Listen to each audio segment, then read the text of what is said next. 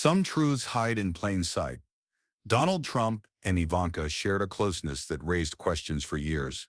But it wasn't until Barack Obama stepped forward that the shadow came into full view. His words exposed the danger, and Trump's furious eruption only made the story darker. The rally was massive. The air buzzed with energy, the kind of energy you could almost feel in your chest. Supporters packed shoulder to shoulder, waving banners, chanting, waiting for that one moment when the president himself would step onto the stage. The spotlight beamed down, the music roared. And then there he was. Donald Trump walked out with his familiar confidence, soaking in the cheers like a performer on opening night.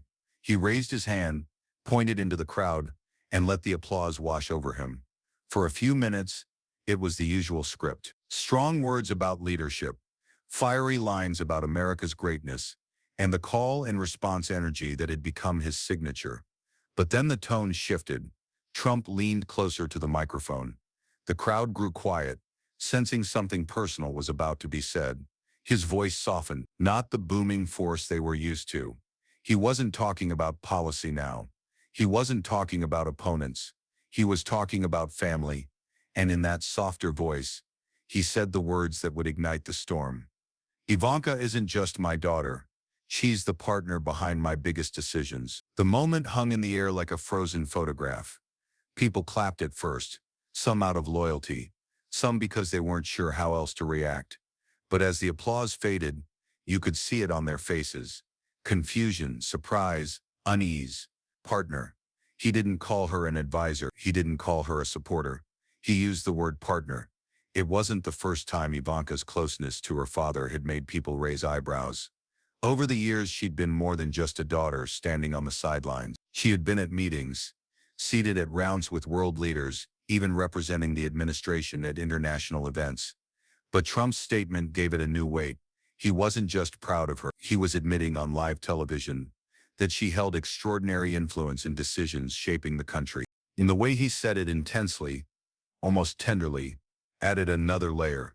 It was as though he wanted the world to know just how much. He leaned on her, maybe even more than on official advisors or elected officials. The crowd started to murmur.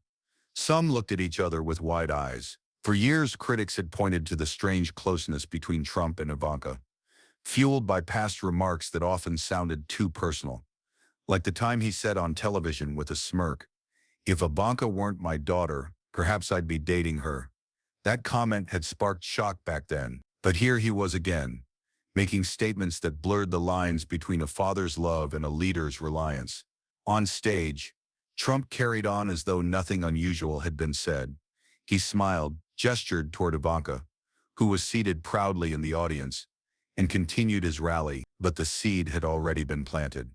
His words were spreading through the crowd like a ripple through water. You could see it in the way people shifted uncomfortably, whispering to the person beside them, trying to make sense of what they just heard. Some supporters tried to brush it off, saying it was just Trump being Trump. Others leaned in closer, sensing that there was more beneath the surface. Because if Ivanka was truly his partner in making decisions, what did that mean for the presidency? What did that mean for the nation? For years, Ivanka had been seen as elegant, composed, polished, an image carefully built for the cameras. But behind that smile, how much power did she really hold? And now, with Trump putting it all out in the open, the world had to wonder, was she simply a daughter at her father's side or something else entirely?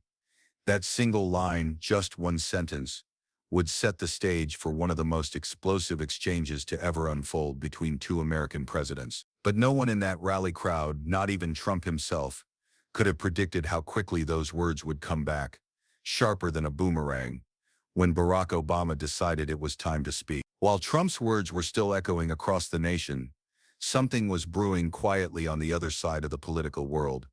Former President Barack Obama had been watching closely. Unlike the rally crowd, Obama wasn't clapping or whispering in confusion. He was listening. He was taking notes, and he was preparing. For months, Obama had received whispers, small pieces of information from people deep inside the system. At first, they sounded like rumors.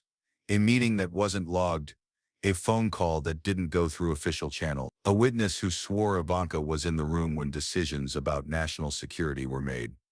The whispers grew louder. Documents, reports intersected communications.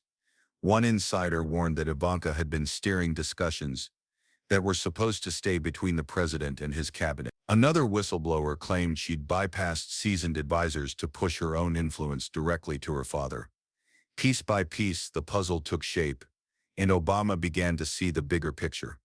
Ivanka wasn't just a bystander. She wasn't even just an advisor. She was shaping power at the very top, behind closed doors with no accountability. Obama was a man who valued process, order, transparency. He believed that the system, though imperfect, was meant to protect the people from unchecked influence. And now, watching Trump elevate his daughter as partner, Obama felt the line between family and governance snapping under pressure. When the bipartisan summit was announced, Obama saw his chance. It wasn't just another event. It was a stage, one watched not just by politicians, but by citizens across the country. The topic on the table was democracy, trust, and leadership, and Obama decided it was time to put his cards down. On the day of the summit, the room was filled with senators, governors, ambassadors, faces from both sides of the aisle. Cameras lined the walls. The hum of anticipation filled the air. And then Obama walked in, calm, composed, dressed in his usual dark suit. He looked more like a professor walking into a lecture hall than a former commander-in-chief about to drop a political bomb. He greeted the audience with a quiet smile, shook a few hands, and then took his seat. For a while, the discussion went as expected. Speeches about bipartisanship, comments about working together, a few safe jokes to lighten the mood, but everyone knew Obama had something more to say. When his turn finally came, the room shifted. The chatter stopped, the camera zoomed in, and Obama leaned forward. His voice was steady, almost gentle. He began by speaking about the importance of transparency, about the need for trust between leaders and the people they serve. He reminded the room that democracy doesn't just protect policies, it protects boundaries, clear boundaries between family and power, between private loyalty and public responsibility. At first, it sounded like a simple lecture, nothing out of the ordinary. But as he continued, you could feel the tension building. His words slowed. His pauses grew longer. And then came the turn. Without raising his voice, without a trace of anger, he said he had reviewed months of evidence that pointed to Ivanka Trump playing a far greater role in presidential decisions than the public had been told. He mentioned the secret meetings, the intercepted calls, the testimonies that spoke of decisions being swayed not by elected officials but by the president's daughter. The audience went silent, and then Obama locked eyes with the cameras, as though he was speaking not just to the room but to the entire country watching from their living rooms. He said he wasn't bringing this up out of malice. It wasn't personal. It was about the people's right to know. And then, after a pause that seemed to last forever, he dropped the line that would shake the walls. Sometimes it's hard to tell if she's acting as his daughter or if she's playing another role entirely. The silence after that was deafening. You could hear a pin drop. Every eye in the room turned to the cameras, waiting, knowing exactly who was watching on the other side. Because somewhere not too far away, President Trump was tuned in, and his reaction would change everything. The room froze.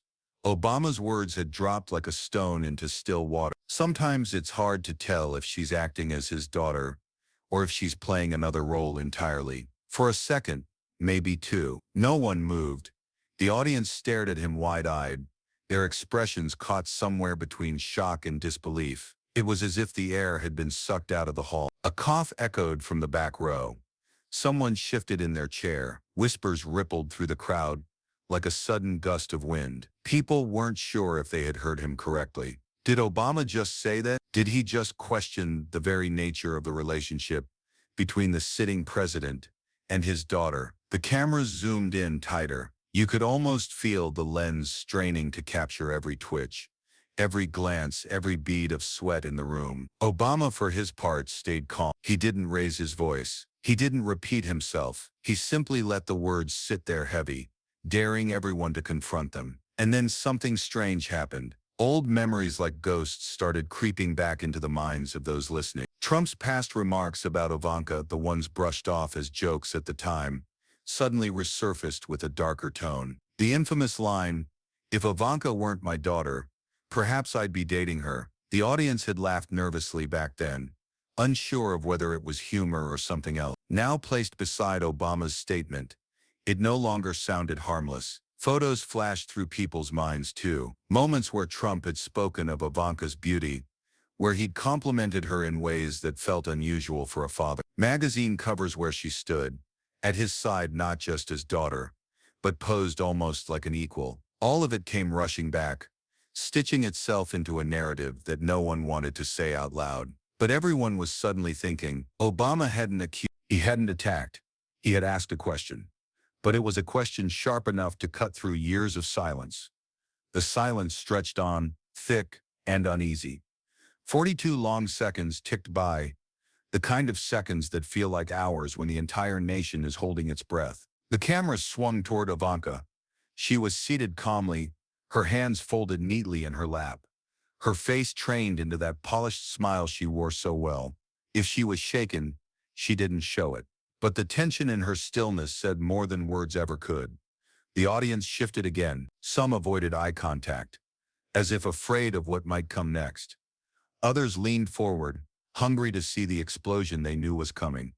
Because there was no way Donald Trump, watching from his seat nearby, would let that comment pass unanswered. And sure enough, the cameras caught it. Trump's jaw tightening, his lips pressed into a thin line, his knuckles white against the armrest of his chair. He looked like a man fighting to keep a lid on a boiling pot, but the heat was too much. Then it happened. He slammed his hand down with a crack that echoed through the hall. Chairs shook, heads snapped in his direction. The eruption had begun. His voice came out loud, raw, and filled with fury. "That's my daughter you're talking about." "My daughter?" The audience jumped, startled by the force of his words. The mask of the polished president was gone. What stood before them was a father, livid and unfiltered, ready to wage war with his voice. And with that eruption, the stage was no longer just a summit. It was a battlefield, one where personal pride, political power, and family loyalty had just collided in front of the world. The silence had lasted long enough. Obama's words were still hanging in the air like smoke. But the quiet shattered the moment Donald Trump slammed his hand against the table. The sound cracked through the hall, sharp and startling, and every head turned his way. His face was flushed, his jaw set tight, and his voice thundered. "That's my daughter you're talking about." "My daughter?" The eruption wasn't rehearsed. It wasn't political theater. It was raw, like a wound suddenly torn open. This wasn't the president defending a policy. This was a father, furious and cornered, lashing out at the man who had dared to question the bond he held closest. The room froze in shock. Some gasped, others exchanged uneasy looks. But no one dared to interrupt. The tension had reached its peak, and Trump was just getting started. He leaned forward, jabbing his finger toward the stage, his voice rising with each word. He accused Obama of crossing a sacred line, of dragging family into politics, of twisting loyalty into something ugly. "You don't talk about my daughter like that," he growled, his voice echoing. "You don't." But here's what caught everyone off guard. He didn't deny Obama's claims. He didn't stand there and say, "That's false. Ivanka doesn't influence me." Instead, he pivoted. He turned his fire away from the question itself and aimed it at the easiest target: the media, his political opponents, the so-called establishment. "This is nothing but a smear campaign," he shouted, his hands slicing the air. "They're scared of my success. They're scared of my family, and they'll do anything to bring us down." The crowd stirred. Some clapped, others looked uncertain. But Trump pressed on, refusing to let the silence return. He called the revelations lies, said they were cooked up in dark rooms by people desperate to see him fail. He accused Obama of being the face of that conspiracy, of using his influence to spread doubt and weaken the presidency. But still, he never once addressed the heart of the issue. Ivanka sat just a few feet away. All eyes flicked to her, searching for a sign, a reaction, anything that might confirm or deny the storm raging around her. But she gave nothing away. her back straight, her chin lifted slightly, her hands clasped tightly in her lap. That perfect polished smile remained fixed in place. Her silence was almost haunting. It was as if she knew that any word, any slip could either ignite the fire further or bring it all crashing down. And so she sat still, letting her father's voice shield her from the blows. Trump's fury built like a tidal wave. He accused his enemies of trying to undermine his legacy, of disrespecting his family, of crossing every boundary of decency. He painted himself and Ivanka as victims, warriors standing strong against a system that wanted to tear them apart. But to the careful listener, his eruption revealed something deeper. Anger is often a mask for fear, and the louder he shouted, the more it seemed like he was dodging the very question Obama had placed before the nation. The audience felt the weight of it. Some leaned back in discomfort, others leaned forward, captivated. It wasn't just politics anymore.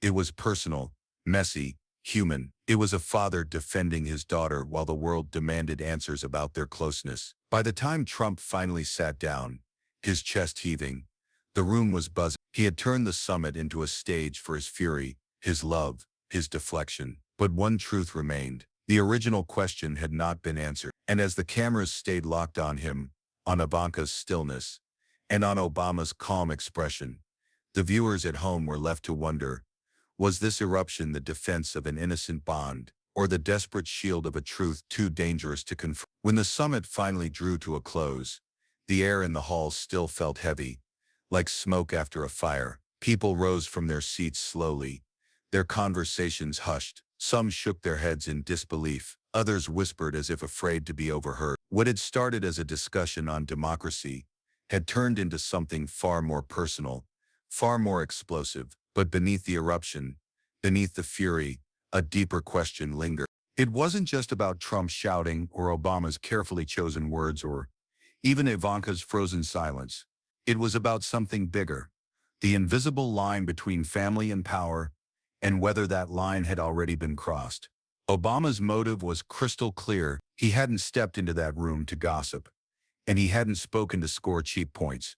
His goal was broader. He wanted to warn Americans about the dangers of blurred boundaries, about what happens when personal loyalty overrides public duty. He spoke not as a rival, but as a man who had held the very same office, who understood how fragile the system could be when the rules weren't followed. His words weren't an attack on Ivanka as a person. They were a challenge to the idea that someone unelected, someone bound only by family ties, could wield power from behind the curtain. For Obama, the stakes were not about personalities, but about democracy itself. Trump's reaction, however, told another story. His rage was unmistakable. He had defended Ivanka as a father, with fire in his voice and pride in his heart. But at the same time, his refusal to answer the actual question only deepened the suspicion. Instead of offering clarity, he had offered deflection. Instead of proof, he had offered passion. And then there was Ivanka herself, the quiet center of the storm. She had sat there composed, almost statuesque, as though carved out of marble. She hadn't flinched, hadn't spoken, hadn't broken the mask. That silence was powerful. Some saw it as strength, proof of her composure under pressure. Others saw it as calculation, a way to avoid exposing what lay beneath the surface. The bigger meaning was clear. This wasn't just a family matter. It wasn't just an argument between two presidents. It was a test of how much influence families should have in the highest office of the land. Should the daughter of a president be allowed to act as an unofficial partner in decision-making, or should the people through their elected representatives demand clearer lines, stricter boundaries, greater transparency? As the cameras cut away, the debate had only just begun. Across dinner tables, in offices, in quiet conversations, people started asking the same haunting question. Was Ivanka simply a daughter standing proudly by her father's side, or was she something else? Because if she truly was a partner behind his biggest decisions, as Trump himself had declared, then what did that mean for America's future? What did it mean for policies shaped not by cabinet members, generals, or diplomats, but by someone whose only qualification was her last name? Obama had thrown the spotlight on that question. Trump had tried to tear it down with fury. Ivanka had chosen silence, and the American people were left to fill in the blanks. By the time the dust settled, the moment was already being called. one of the most dramatic clashes between two leaders in recent memory. But for those watching, it wasn't just history. It was a mirror reflecting the uneasy truth that power, when mixed with family, can blur into something dangerous, something unpredictable, something fragile. And so the story didn't end with applause or resolution. It ended with a question that still echoes today, a question no one has fully answered. Was Ivanka Trump simply the president's daughter, or was she something else entirely?